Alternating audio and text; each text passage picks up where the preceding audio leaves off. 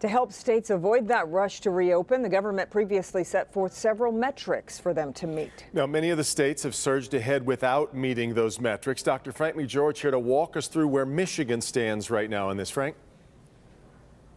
Yeah, Kim and Devin, the White House and CDC published guidelines for reopening America that included a number of elements.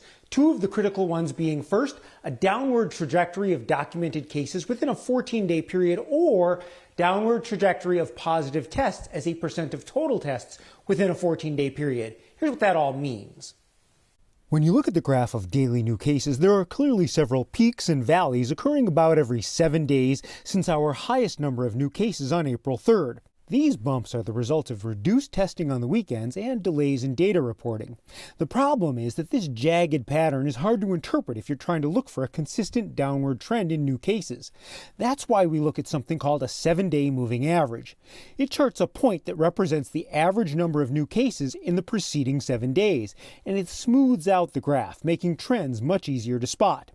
When you overlay a 7-day moving average on this graph, you can see that since about May 3rd, new cases have generally been on a downward path, and we may be near the 14-day period of decreasing new cases. So how are we doing when it comes to positive tests as a percent of total tests, and why is this number important to see falling? Now, this graph is really busy. The red and green bars represent the number of tests done on a given day, with the red area at the bottom showing the number that were positive.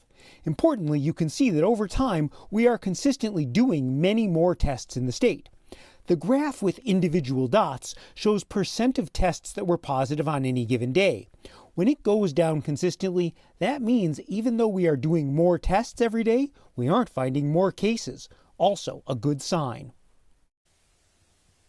Now, my personal experience seeing patients in the ER over the past many weeks is that at least in Detroit, there has been a very consistent decrease in the number of new diagnoses of COVID-19. So my experience does match the state's data. Back to you.